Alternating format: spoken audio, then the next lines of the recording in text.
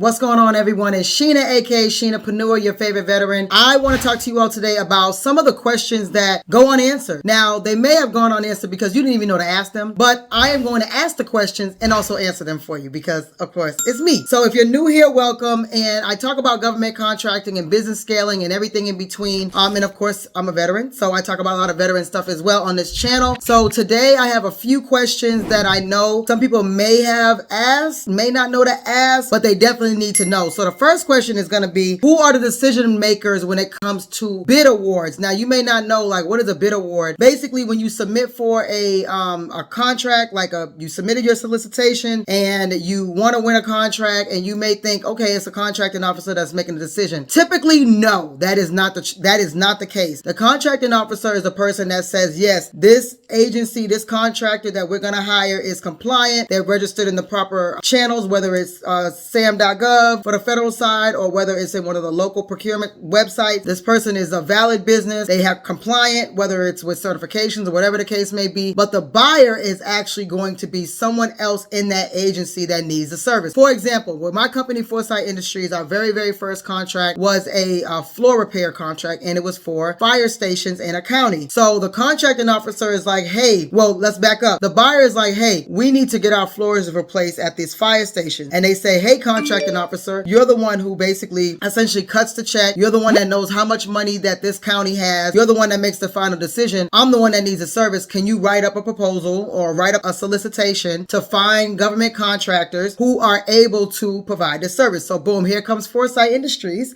And we ended up bidding on that contract, winning that contract, and ended up being very, very great. But you would think that the contracting officer is who we have to rub elbows with, but really it's the buyer. Now, we obviously didn't meet the buyer until after we started. We were introduced to the buyer, which is in that case, he was like the head fire chief, something like that. So he's the one that knew that this service was needed. And then the contracting officer is making sure that the government contractor that they're going to be hiring is compliant. That's basically their job. So if you really want to it's not bypassing the system, but if you want to get a good relationship, it's usually going to be with the actual buyer, not necessarily the contracting officer. It's good to have some contracting officer friends, but really the buyer is the one who is making the ultimate decision. Let's say you bid on a contract and it's for some kind of construction, and then there's a construction manager. Now, the contracting officer may not know all the details of what this construction project, a lot of times they don't, what this construction project might entail, but the construction manager does. And so once your documentation is being reviewed, the contracting officer is like, okay, this contractor is compliant. They're doing good as far as paperwork is concerned. But then the contract manager, the buyer, is looking like, no, they're missing this. They didn't exclusively point this out, so they must not know what they're doing. So they're really the ones that are supposed to know essentially what is to be done. Now, they may not know every single detail, but a lot of times they know what they're looking for. And of course, construction is a highlight because it's where a lot of the government funds actually go. But let's just say it's planting flowers. Then, that buyer might say, well, I want them to mix up the flowers. I don't want them to just have yellow flowers only. I want them to have, I've had that request before where it was like, we want wildflowers, different colors and different locations. And so the contracting officer is looking around like, okay, whatever. But the buyer is very important to the buyer. So those types of things will make a difference with your relationship building. And it's who is the person that's going to issue out really the final decision of this contract, and it's going to usually be the buyer. The next question is going to be, if you feel like you didn't win and you don't know why. You're like, why didn't I win this bid? And that's another question that people may have, and they don't even know what to do once they don't win. Now, a lot of times you might submit for an opportunity and totally forget about it, but even if you don't, they may not let you know who won, or if it was closed, or if it's even been awarded at all. And many times, especially if they have an online portal to submit the documents or submit the proposal, then they'll have submit the final decision in the portal as well without any notification. You have no idea. Or sometimes they'll send out what's called a bid tabulation sheet, which it will show all the agency's pricing. And so a lot of times, since in our industry, it's based on price, then usually if you see that your price was way higher than another agency, then you probably know that you didn't win because your price was way too high compared to the other companies that bid on this contract. contract. But essentially, if it's not already in the portal, if you don't receive an email that it's been awarded to this other company, or even if you still want to know why you didn't win, you can always request what's called a debrief. So a debrief is basically you're asking the agency, why didn't I win? Especially if you look and see maybe your price is lower than the person who won or something to that effect, then you might want to ask for a debrief. Like, what the hell's going on? And I've asked for many debriefs. We're actually in a debrief period right now with the contract, where I'm like, this doesn't make any sense. I don't know why we didn't win, and I need to know why. And so they're supposed to, back in the day before COVID, they used to do in person, then they did virtual, and then sometimes they wouldn't do it at all. But now it's getting more back to the official debrief offering, where you're asking for an official debrief and they're supposed to give it to you by law. Now, a lot of times agencies will ignore you or whatever the case may be, but whatever. I mean, you can only do what you can do. And if it's not worth the fight, then don't fight it. But if it ends up being a little shady, the reason why they did not choose you, then that's where you can kind of file what's called a protest. Protests vary from agency to agency. On the federal side, there's a specific way, but then on the local side, it depends on the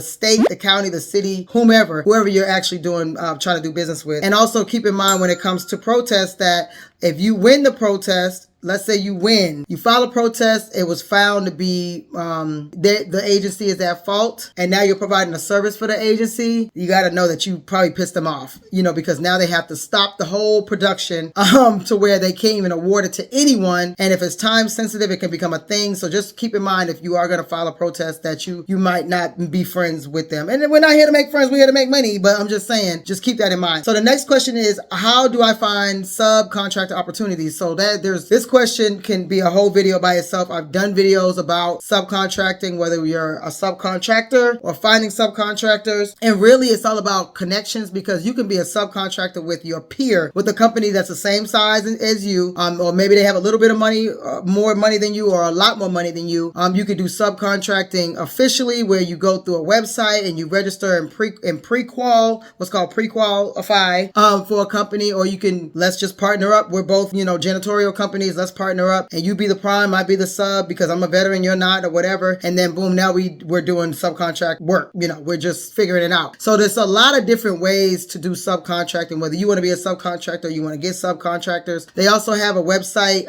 called it's within the SBA website, the Small Business Administration website, called Subnet. Now, we use Subnet a couple of times, and I would say that when it comes to Subnet, a lot of the information is like outdated. Let's just say that we have an opportunity we're trying to fulfill quickly, and we need to get subcontractors by the end of the week. We got 4 days. We might drop it looking for subcontractors in Subnet on Monday or Tuesday, and we need subcontractors by that Friday. We probably won't come back after that Friday to see if there's people that have reached out. So if you're looking like, oh, there's subcontractor opportunities, but I see the date has passed, that opportunity may already be gone, but you can still use that, partner up potentially with that agency. It's probably just a company just like you are, or maybe they're a little larger, whatever, and they are looking to do maybe partnerships on something else. So that's a great way to find subcontract work. Or they may be a subcontractor for you if you are, you have a designated set aside, an 8A, or veteran or woman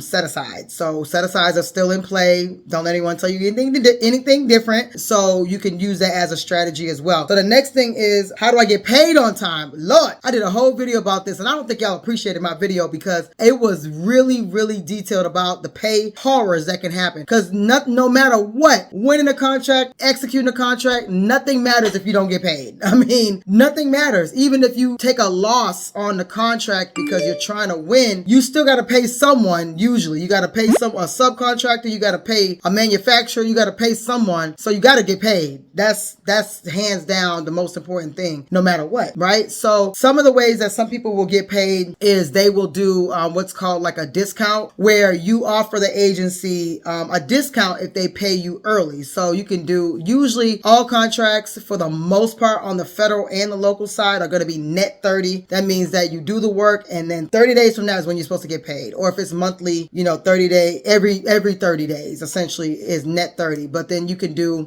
where you tell the agency that you will give them a discount if they pay you in 15 days or 10 days or even sometimes 5 days. And usually industry industry standard is around up to 5% discount that's the highest I think I've ever seen. Give you a 5% discount if you pay me in 5 days type thing. But really a lot of people, and this is just being honest, a lot of people will just up their price in order to compensate for that percentage. So it's not really a discount, but they're telling the agency it's a discount. That's just, maybe call it unethical, call it ethical, whatever you want to do, calling it survival, whatever you need to do. But that's what a lot of people do. So, that's one of the things that people do is strategize the discount method, or you just ensure that when you submit your invoice, whether it's the 30 days or it's at the end of the project, whatever the case may be, you ask for confirmation to make sure they received it. I've had so many invoices paid late because they swear they never saw it. And so every single time I'm like, please respond, submitting, please confirm receipt. I will do that to oblivion. Let's just say I'm submitting a lot of invoices at a time, and we've been having this relationship with this agency for, years. I may not do please confirm receipt on every single invoice, but after maybe like 2 weeks, I will ask especially if I see in my system, my QuickBooks system, I can see when someone's opened the email, okay? So if I know this agency usually kind of pays after 2 weeks, even though it's supposed to be net 30, then I'll ask, hey, just ensuring that you saw this, and it should never get to 30 days, really. The only time you'll get paid like 30 days is if you're working with another company, because they try to take advantage of that. Whereas agencies, whether it's federal or local, they're trying to get that money off their books, and they're usually try to pay you pretty fast. The federal side is called the Prompt Payment Act. So you'll almost never get paid late with the federal government unless there's something wrong with your invoices or you don't submit invoices. I've heard about people not submitting invoices at all. Whatever the case, that's the only time you'll really not get paid unless you do the invoice incorrect. And that's why it's good to ask if the invoice has been received and if it's correct, especially when you're first starting out, because again, I've experienced everything, y'all. Everything. And so I've had agencies say, no, that's not how you're supposed to submit it. Why didn't you include this, this, and this? Well, sir and ma'am, that's what you had on the contract, that I had to submit it to this person, put this in the subject line, put this on the invoice, and that was what was in the contract that we both signed, and you're telling me that's not the correct way to submit invoices. So now I need to know the correct way of submitting invoices, and so now I'm catching that way before the 30 days is up, instead of, waiting, and I'm getting it, corrected the same day within 2 weeks of submitting it. So that's important for people to do. Anyway, so you want to ensure that you are, checking that the invoice is correct based on what the agency is telling you it has to be submitted. You want to do sometimes the discount clause, and then you just want to keep track, because some people don't use a system to track their invoices, and once you start submitting lots and lots of invoices, you're not going to remember. Trust and believe. Even if you do spreadsheets, that to me, that's still not good enough, because you can use whatever system you want, but we use QuickBooks because that's just the easiest one, and it will send reminders on your behalf, even remind you like, hey, this hasn't been paid, what would you like to do? And it's just so much easier to pull those invoices rather than some of the other systems that we've used in the past. So those are multiple ways that you got to make sure that you get paid. And then also you got to include a late fee. So when we have our contracts, some agencies are like, no, we're not doing any late fees. But when it comes to like you working with a one-on-one with a company, whether you're a prime or a sub or whatever the case may be, you want to ensure that you include a percentage late fee. Sometimes you could do, I've seen up to like 4% late fee. So that's important. And then almost kind of like making sure they understand that that's going to be included in your pricing, is that any late fee is going to be a percentage added on to either the next invoice, or it's going to be a separate invoice altogether. And just try to get them to sign that. It's not all going to be peaches, but you got to let them know, hey, I'm a small business. I always say that, hey, I'm a small business. I need my money. And I need it fast. The next thing is going to be, what if I make a mistake on my proposal? Now, I've seen this a couple of times, and this is kind of cut and dry. You can always just ask the agency if you can resubmit. Now, they probably will say no.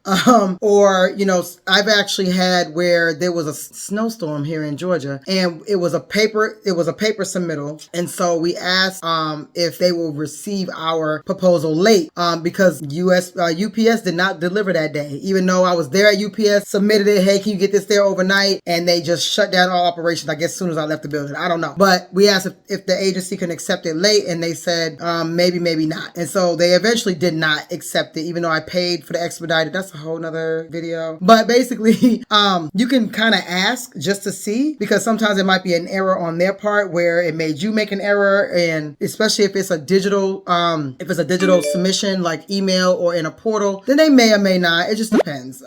So you always just want to ask if you can make some changes. But I've seen where you don't sign something, or you left a document out or something, and they just won't accept it because there's other people that did it right, and you can't blame them for not wanting to give anyone any exceptions, because technically they're not supposed to. People probably went through hell and high water to get this document submitted on time or submitted the way they were supposed to be submitted, and here you come, moseying over with no real excuses, and they're not supposed to do that. And so you're putting their job at risk, and they're not going to lose their job for you. So too bad, so sad. But always ask, because you just never know. The next thing is, how do I avoid getting overwhelmed by all the paperwork? I would say that you just eat the elephant one bite at a time. So a lot of times when you go through the documents, they're not as rigorous as you may think, and you might be able to get through them a lot faster than you think, and they may not be requiring a whole lot. So it may be 100 documents I've seen, and I've gone through this in a couple of my videos where I talk about bidding, like I go over some bids, and there's some of them where half of the documents are just a repeat of the documents, which is so crazy, and they'll just show like sample on there. It's literally, they duplicated the solicitation. If the solicitation says 100 pages, it's really only 50, and then the first 10 pages of that might be jargon, like why this county exists. Started in 1890 or something like that, and then they have all the jargon, the definitions, and that's multiple pages, and then by the time you get to the statement of work is only one page, and then everything else is documents that you have to complete, like just filling in your business information, filling in your non-collusion document, getting stuff notarized, and all that kind of stuff. So it ends up being way less than what you think, and so don't get overwhelmed. Just go through one. Take a couple of hours with no distractions and go. I would say I have had some students where they went line for line, literally reading and making notes of all the definitions. Don't do that. Just don't do that. Go to the statement of work first, just to see if it's even something that you can do. And then when you read the statement of work and you're thinking, you know what, that sounds exactly like what I do. Then you start reading the other, this has to make sense, right? Like, I don't want it to make anyone feel dumb by what I'm explaining, but people have to understand, read the stuff that makes sense. Don't read the definitions. Don't read, unless you want to read why the county exists and why it got started, unless that's specifically a part of the evaluation. Let's say it's a branding contract and they're like, yeah, we have to tell you the history of it because we're trying to bring that history back. Okay, got it. But if it's not that, then just read what's important. You can tell what's important. If you're an adult and you're reading it and you've read any doctrine, then you'll know what's important and what's not important. Okay, so just go through that and see if it's something that you feel like you can perform, especially within the deadline. Now, of course, it's going to be a lot of requirements, like not a lot, but just depending on what industry you're in, it may not matter. But types of insurances or bonding or licenses or these types of things. You want to just read those and say, okay, well, I don't have any of that, but the next time I'll make sure I have these things in place. So next time I can bid on a contract, but at least I know what to look for now, because a lot of times people ask me, I'm like, I don't know what you need for your water cooler business. I have no clue. I would just, imagine that you could just Google it. But I mean, that's for you in your industry to figure out. And that's why I always tell people to do something that's in their wheelhouse so they kind of know what to look for. But so I just want to give you those kind of like gap fillers of questions that a lot of people may not be thinking of, but it's extremely important to know, because all these things that I'm basically naming are the hinges of contracts. The buyer makes the decision. You gotta get paid. You gotta know what happens when you make a mistake. Like, these are very, very important things. And that's a part of execution as well. Like, knowing who the buyer is. You're over here chummy with the contracting officer. Meanwhile, the buyer hates you, and they'll tell the contracting officer to take you off. A lot of times the contracting officer isn't even in the location where you're servicing the contract, and the buyer is, and you're over here like, oh, the buyer, they're nobody. And the contracting officer is getting this information from the buyer, and the buyer's like, I can't stand Sheena, I can't stand her. And then you're like, and then they boot you right off. So you just,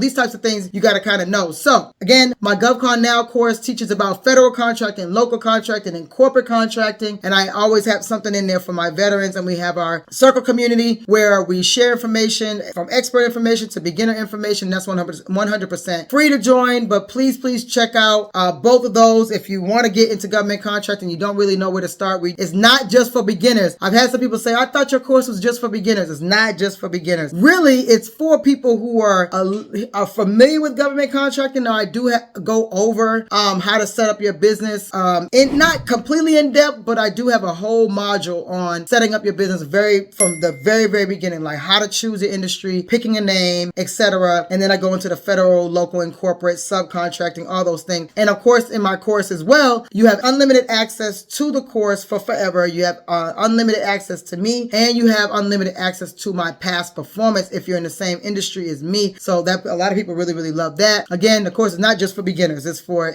all the way through advanced level contractors or wannabe contractors. I love everybody. I love everybody. So it's not just for beginners, like I said. So please like, comment, share, subscribe. It really helps the algorithm if you do all of that. If you do all of that, it really helps the algorithm. And I know y'all want to keep hearing me talk. I know you do. And that's the only way I'm going to be able to stick around, because I'm trying to give you the real, and I'm trying to take you guys through the things that I've experienced and the things I'm currently experiencing, and keeping you guys motivated, because I want everybody to win. I want everyone to have an avenue where they can make a whole bunch of money, sell their company, and live happily ever after. So until next time, it's your favorite veteran.